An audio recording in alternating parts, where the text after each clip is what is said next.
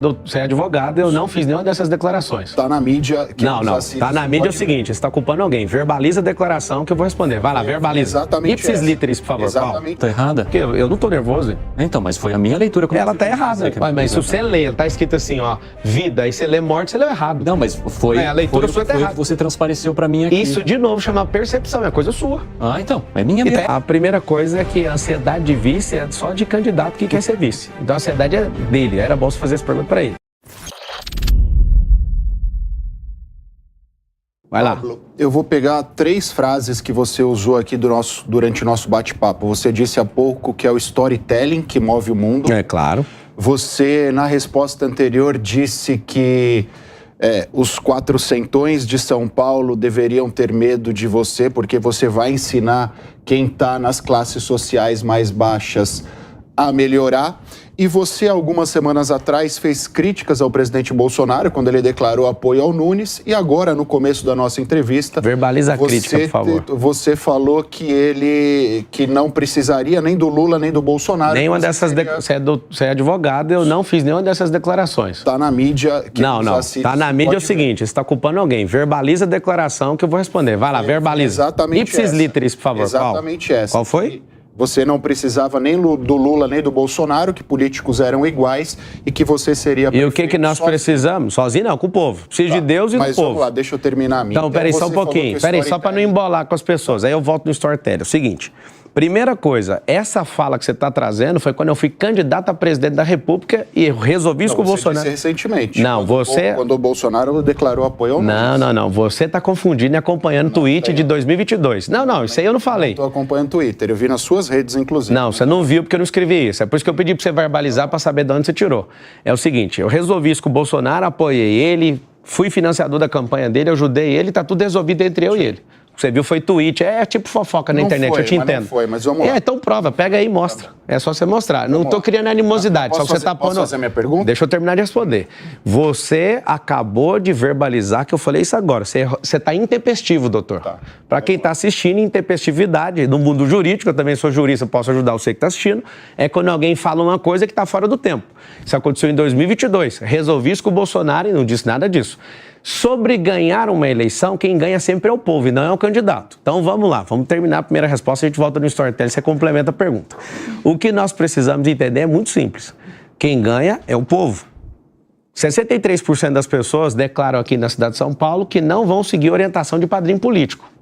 Se essa pesquisa estiver certa, eu estou certo. Então é o seguinte, o Bolsonaro, ele não tem essa paixão e nem o movimento bolsonarista tem essa paixão com o Nunes. Isso é amarração eleitoral municipal, que é a mais perigosa de todas.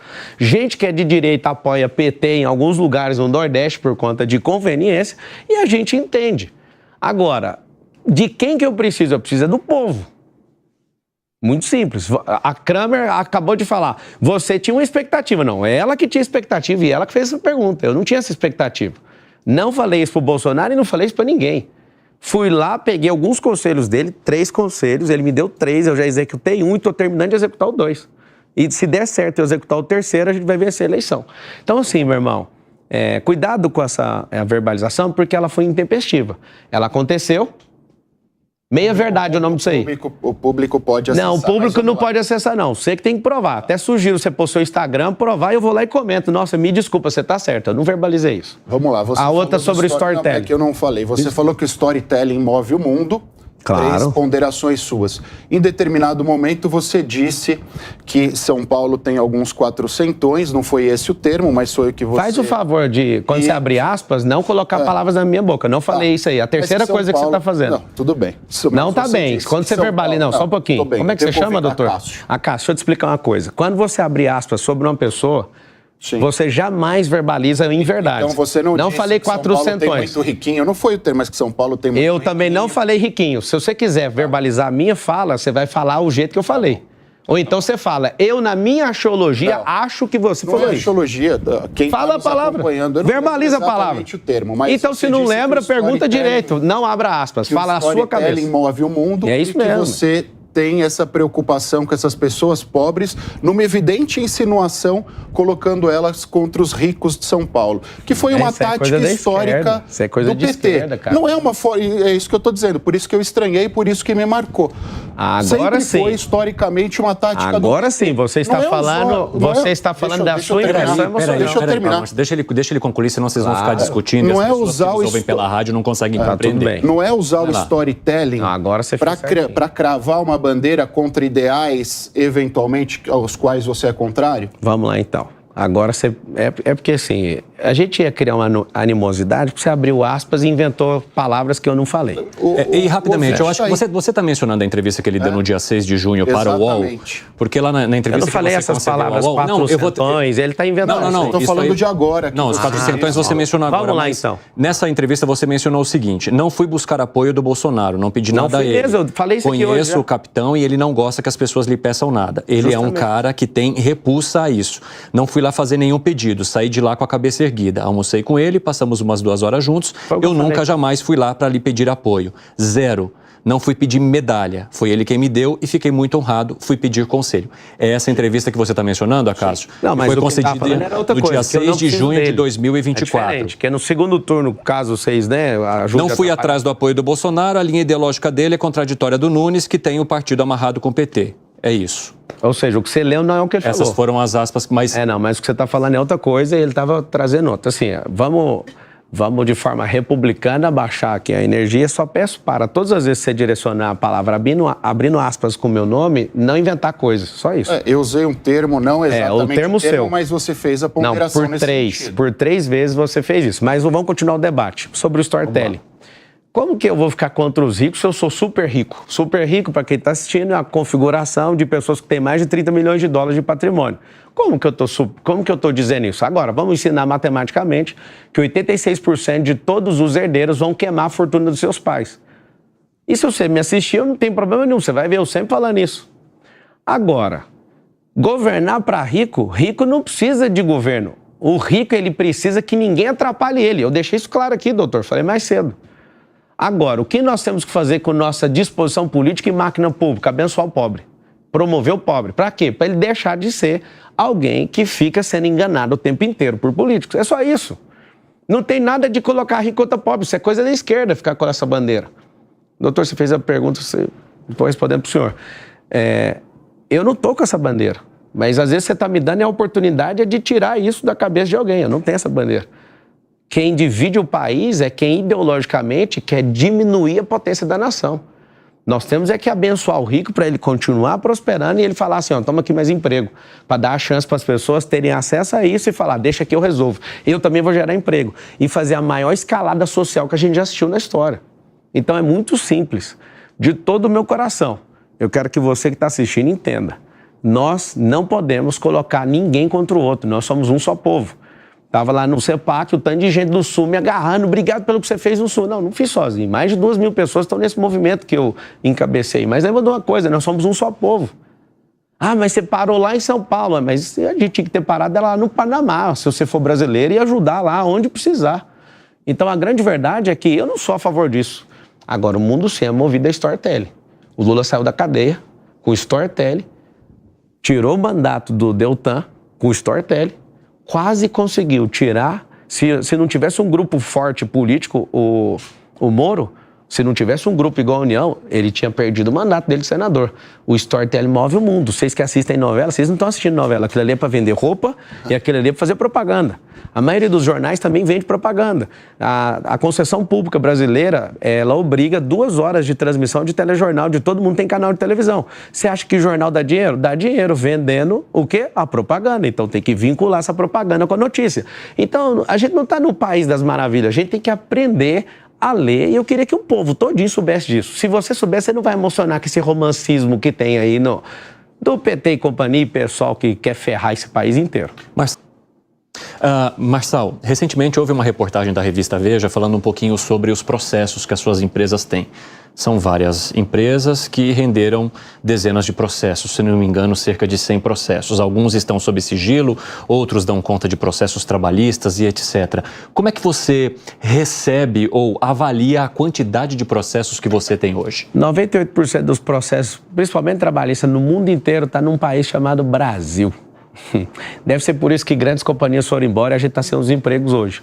Agora, se você... Mas você diz que eles não têm razão de existir? Não, eu quero saber por que tem 197 países, 7 bilhões de pessoas e, numericamente, por que 98% dos processos estão no nosso país. Tem alguma coisa errada aqui.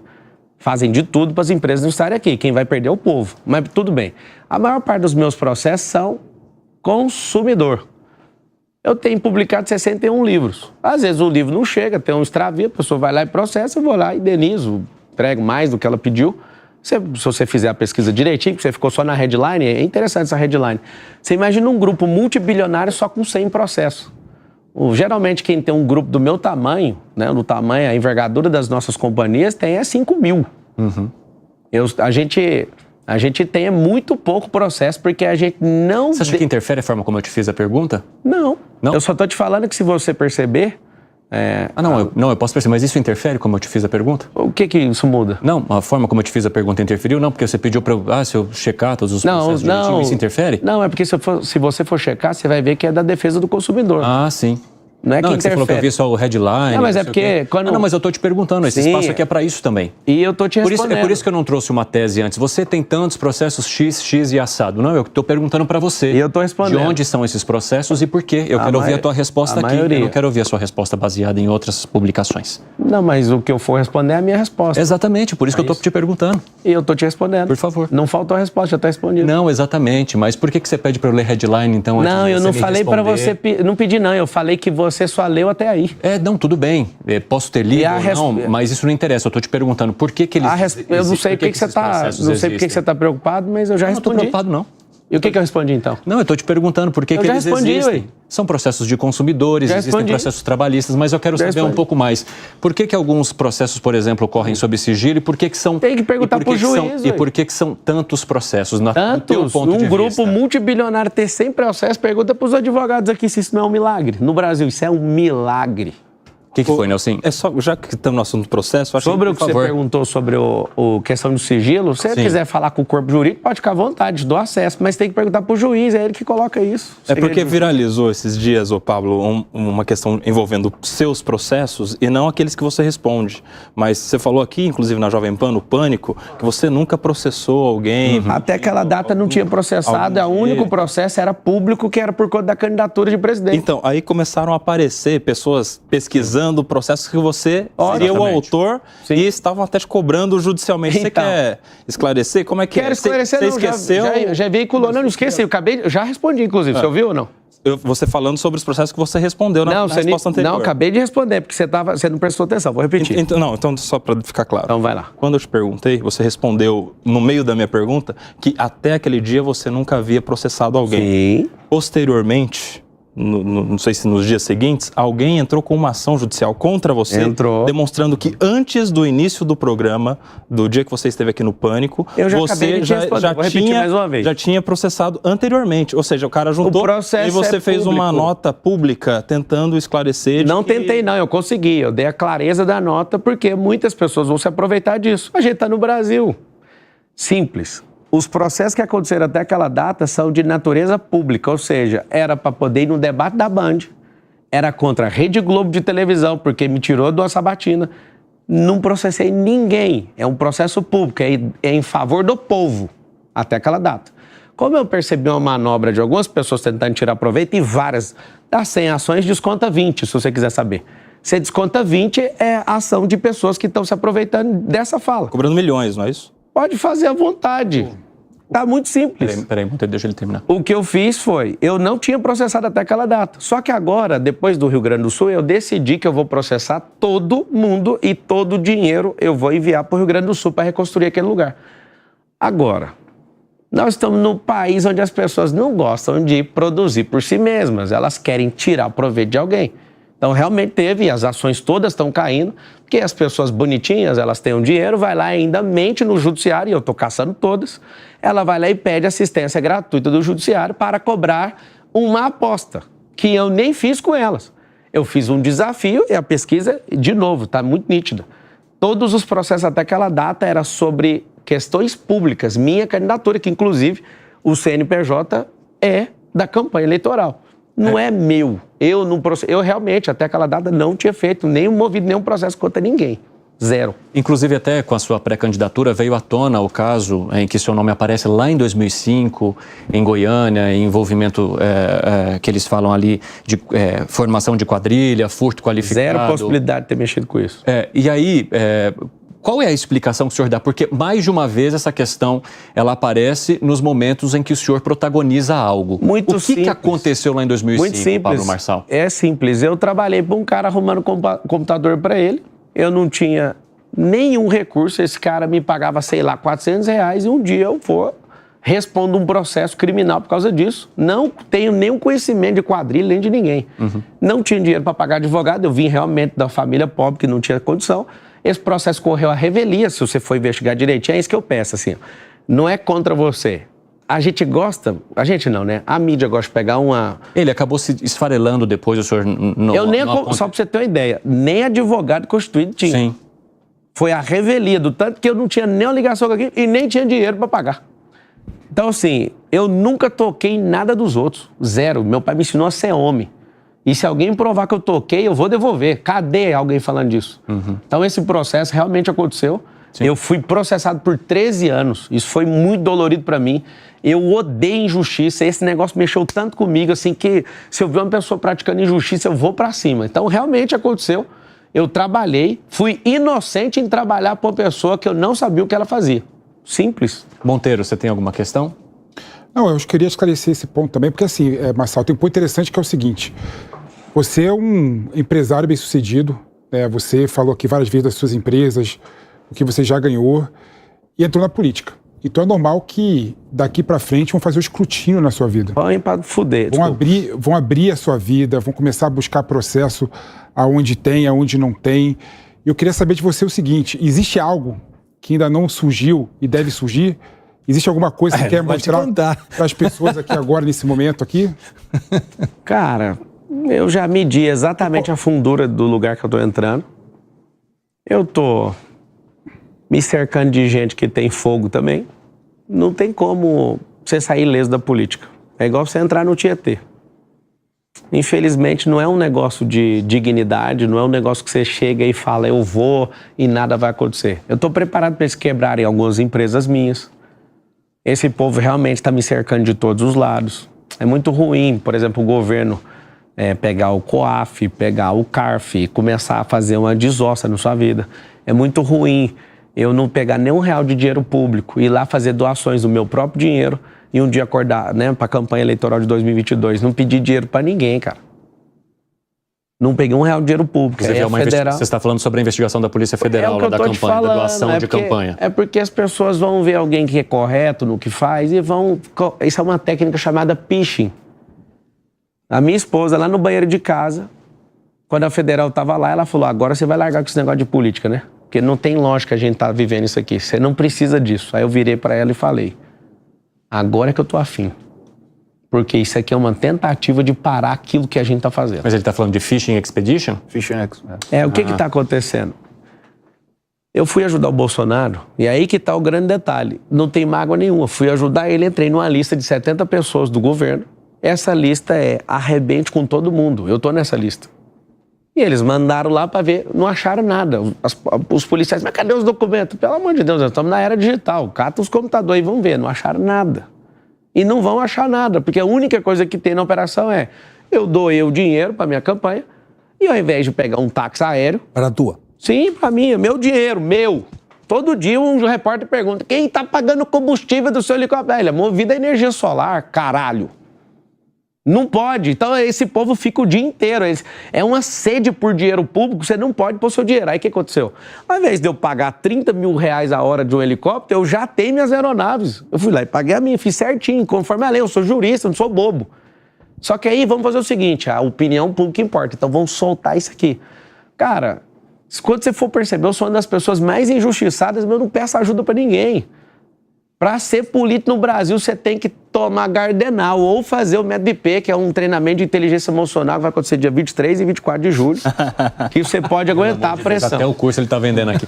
Marçal... Pai, como é que você faz para fazer política sem usar o dinheiro público? Mas, Marçal, você se importa de ser tão questionado assim? Cara, não. Porque em alguns momentos eu vejo que você nervoso, aparenta nervosismo, aflição por ser questionado. Mas isso é uma leitura sua. Ah, não, eu acabei de fazer, sim. Acabei de fazer. Você pode dizer que está errado ou não. Foi uma leitura que a gente fez aqui agora.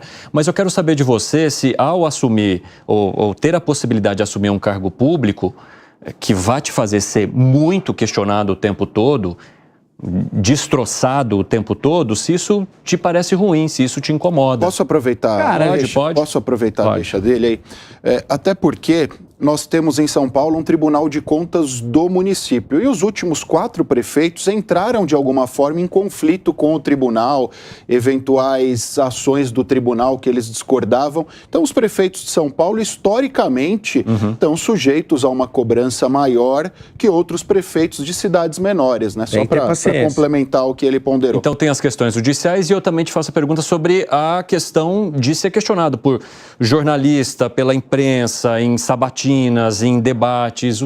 De que maneira que você pretende enfrentar isso? Com paciência. Paciência é uma coisa, é uma virtude, né? Então, se a pessoa, por exemplo, abrir aspas e falar que eu falei, você vai ver isso aqui o tempo inteiro. Aí, isso é um processo de education também. Você vai fazendo, a imprensa vai entender o jeito que você joga. Se quiser levar na canela, está disponível. Todo dia vai acordar e vai tomar uma. Quando você fez a leitura errada sobre eu fico nervoso, não. Isso são coisas que deixam as pessoas nervosas. Por que minha leitura está errada? Porque eu não estou nervoso. Então, mas foi a minha leitura. Ela está errada. Mas se você lê, ela está escrito assim, ó, vida, e você lê morte, você leu errado. Não, mas foi... a leitura sua está errada. Que você transpareceu para mim aqui. Isso, de novo, chama percepção, é coisa sua. Ah, então, é minha mesmo. E está errado aí. Então, tudo bem, mas é minha. Mas está errado. Eu tô te falando, foi a minha percepção e eu quero... E você precisa aceitar quando a pessoa falar que você está errado. E eu quero saber como é que você pretende lidar com esses questionamentos. Do mesmo jeito que a gente está conversando aqui, vai ter diálogo. Eu não vou fazer igual esquerdista que você está jogando xadrez, parece que você está jogando com pombo, ele não dá conta de mover mais, ele bate a cauda que ele é o próprio pombo, caga no tabuleiro e vai embora. Eu vou ficar até o fim. Eu tenho paciência, eu aguento pressão, eu vou provar para vocês que eu sou preparado para suportar isso aqui. Vai ter gente que vai jogar contra o tempo inteiro. Você parece ser um cara agradabilíssimo. Imagina eu pegando um cara que tá lá na Folha de São Paulo, no UOL, que é esquerdista daqueles, enviado não sei da onde, ele vai querer arrancar até o meu fêmur. Ou seja, eu vou ter paciência com ele também. Porque eu sei que a gente está contaminado. O quarto poder da República, que é a mídia, está controlando o país. Precisa ser do jeito que foi com o Bolsonaro? Eu acho que o Bolsonaro pecou no excesso ali. Tem que ter um pouco mais de paciência. Você vai ter essa paciência da minha parte e vocês também tem que ter paciência comigo. Eu estou saindo do meu campo da vida privada que eu mando na minha vida e agora eu não vou poder falar tudo. Isso para mim é das piores coisas que existe. Acho que a pior coisa de alguém que tem a vida que eu tenho é trocar minha agenda que é livre por uma agenda ocupada por 1.460 dias. Segunda preocupação é ter paciência com tanto de leitura errada, com gente abalada emocionalmente, com gente que abre aspas no seu nome e você não falou, com gente que te odeia de graça. Mordeu, hein? Mordeu não, cara, é a realidade. Foi 3 seguidas aqui, ó. Você é de Goiás, né? Isso aí lá chama morder a chumbada. Eu sou do Brasil, rapaz. Eu nasci dentro do carro, num Voyage 87. Você sabe o termo morder a chumbada? Eu sou pescador também. Então você sabe, né? Parece que você mordeu a chumbada da Cássio, hein? Não, então, a chumbada dele era tão fraca que na hora que eu mordi, arrebentou a linha. Foi 3 que ele mandou, eu arrebentei as 3. É uma questão de interpretação, hein? É, porque você não conseguiu Isso é uma percepção. Você tem que então abre aí e mostra. Errado, olha lá, ele tá caçando aqui, ó. Não, deixa eu mostrar uma coisa que tá acontecendo aqui ao vivo, só um pouquinho. Olha o que ele tá fazendo. Ele fica caçando headline de notícia pra vir. Ou seja, só fica na headline. Quando a gente... E é muito bom estar aqui. Você alertou da headline, né? Inclusive eu chamo a atenção e faço muito dinheiro com headline. Que bom. Isso é bom demais. Se você quiser aprender, o que acontece? Tô feliz. Mas pode ficar cada vez mais próspero. A advocacia é muito bom mesmo. Eu não fui para ela e prosperei empreendendo. Vamos aonde? Vamos lá, Nelsinho, por favor. Vamos.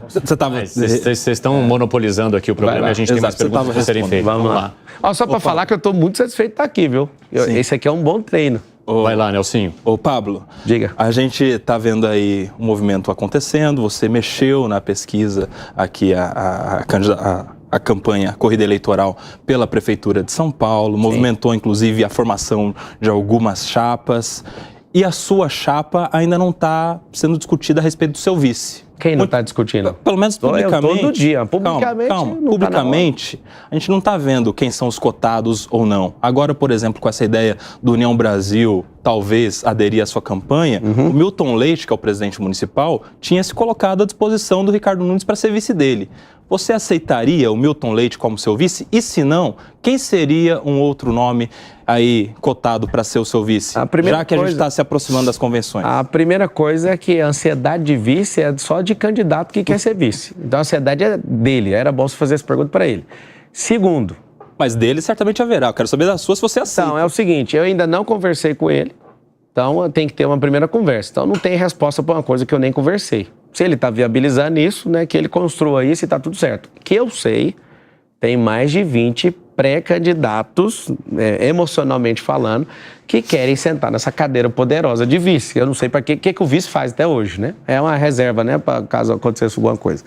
Só que o seguinte, essa ansiedade é de duas pessoas, são de duas pessoas. É da pessoa que quer ser vice e sua, que é da mídia. Só de vocês dois. Para o eleitor não faz diferença? O eleitor tá amanhã, acordou, tá lá no metrô, você viu lá o vice? O que é vice pro eleitor agora? É igual o campeonato, cara. Tá no começo do Campeonato Brasileiro, ninguém nem vai no estádio, vai é quem consegue chegar lá no final. Então, essa ansiedade é de dois grupos, de vocês e de quem quer ser vice. Todo dia eu vejo uma pessoa que paga uma matéria e vai lá, fulano pode ser vice. Aí eu fico rindo, nem conheço a pessoa. Ou seja, esse rolê é bem interessante para a pessoa, para o storytelling dela. Mas pelas regras dos debates, só irão aos grandes debates... Eu estou convidado para todos. Aqueles menos a Globo. Não. Mas quem tem 10% vai ficar de fora do debate. Mas eles não levam em consideração, as regras não levam em consideração pesquisa. A regra leva em consideração tempo de TV. Castro, eu já recebi eu acho que, mas as outras chapas... Você está achando... Não, você está achando. Você falou a palavra certa. Eu já estou confirmado nos debates. Mas e as outras chapas vão aceitar? Não, mas não é chapa, isso é regra que a televisão segue, não é lei. Se fosse lei, não tem o que falar. A regra que foi, porque já foram discutidas as regras dos debates. Quem está em terceiro, imagina quando eu chegar. Inclusive, eu estou lá nos acordos. É uma liberalidade da emissora de TV, realmente. Mas quem está com 10%... Você já fez campanha, eu já fiz campanha. Depende de uma aceitação das outras chapas. É isso que eu queria entender. Então, já tem uma conversa? A terceira vez. Eu já estou confirmado, assinado. As outras chapas aceitaram? Não precisa de aceitar. Eu estou em terceiro lugar, já estou. Não, é tão simples isso aí. Isso é liberalidade. Isso não é por lei. Se fosse por lei, eu ia te responder outra coisa. Mas já estou. Falta só a confirmação da Rede Globo.